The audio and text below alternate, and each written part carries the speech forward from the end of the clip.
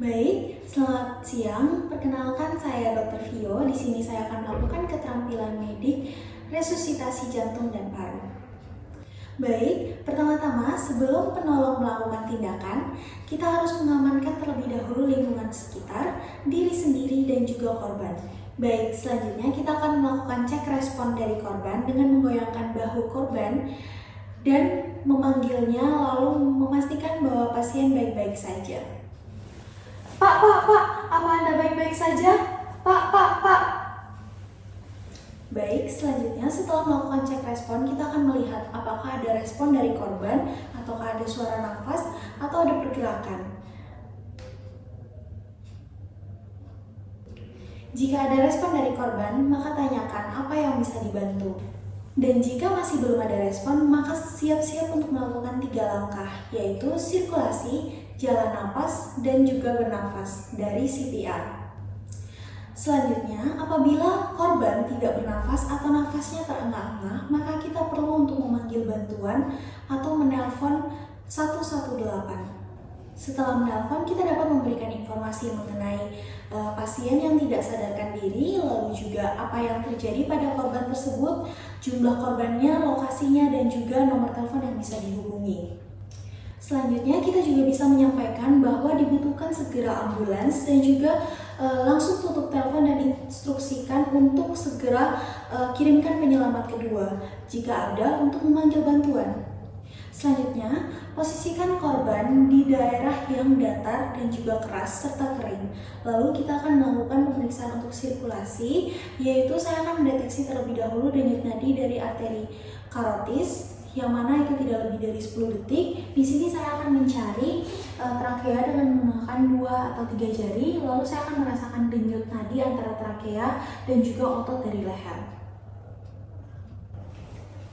Di sini untuk denyut nadinya tidak teraba, maka perlu dilakukan chest compression atau penekanan dada.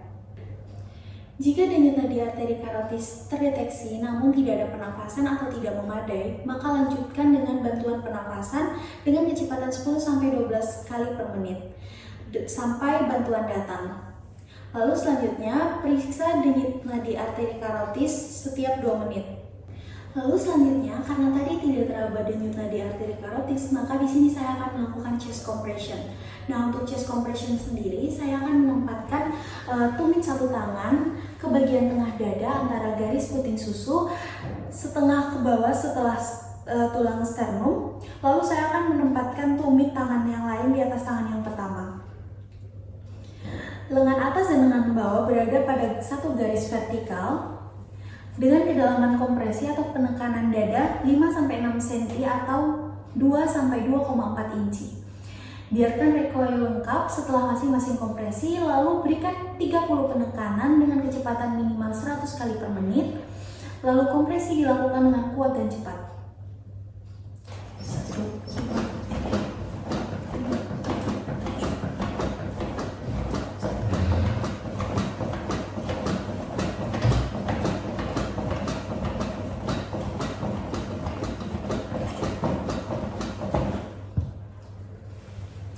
Selanjutnya, setelah 30 kali penekanan dada, maka kita bisa buka airway dengan 2 metode. Yang pertama adalah chin atau head lift, lalu yang kedua adalah jaw thrust. Nah, di sini untuk head atau chin lift itu bisa digunakan dengan melakukan penempatan orang tersebut pada permukaan yang keras, lalu angkat dagu dengan satu tangan. Lalu sementara tangan yang lainnya bisa mendorong dahi ke arah bawah. Hal ini dilakukan untuk menjajarkan struktur jalan nafas. Tetapi di sini saya akan melakukan metode jaw thrust yang metode kedua, yaitu dengan cara tempatkan orang tersebut pada permukaan yang keras. Lalu saya akan letakkan kedua jari tangan saya pada masing-masing sisi rahang orang tersebut, lalu mengangkatnya ke arah atas.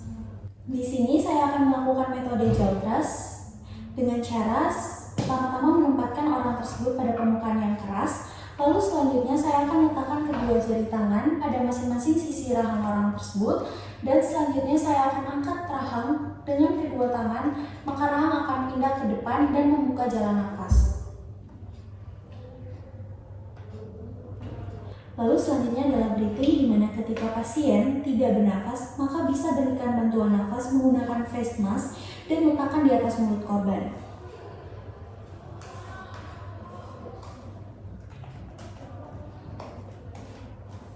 Selanjutnya, pegang jalan nafas terbuka dan jepit hidung tertutup dengan jari pemeriksa. Berikan 2 nafas bantuan, masing-masing 1 detik dengan volume secukupnya untuk membuat dada naik. Hindari overventilasi.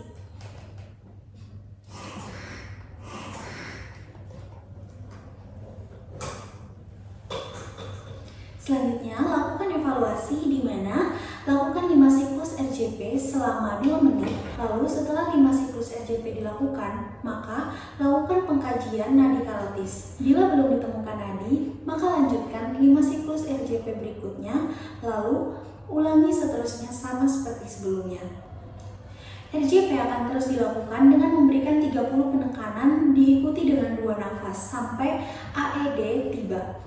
RJP akan terus dilakukan dengan melakukan 30 penekanan diikuti dengan 2 nafas sampai AED tiba. Setelah AED tiba, maka segera persiapkan AED, nyalakan AED lalu ikuti instruksi yang telah diberikan oleh AED. Buka pakaian pasien lalu keringkan bagian dada apabila basah.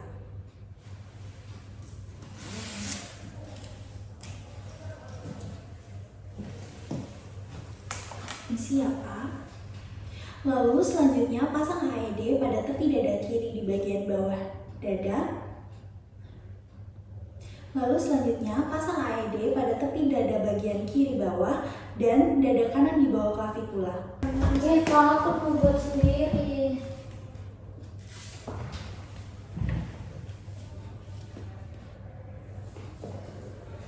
Kayaknya nggak usah kena puting deh. Nggak harus kelihatan putingnya. Lalu selanjutnya biarkan AED melakukan analisa irama, jangan menyentuh pasien. Jika AED menganalisa irama shockable, maka AED akan menginstruksikan untuk shock. Tekan tombol shock sesuai dengan instruksi, lalu lanjutkan RJP sesuai dengan instruksi AED. Tetapi jika irama non-shockable, maka lanjutkan RJP sesuai dengan instruksi AED. Pergantian posisi penolong setiap 5 siklus dalam 2 menit atau dilakukan ketika AED memberikan aba-aba, menghentikan kompresi, dan menganalisa irama.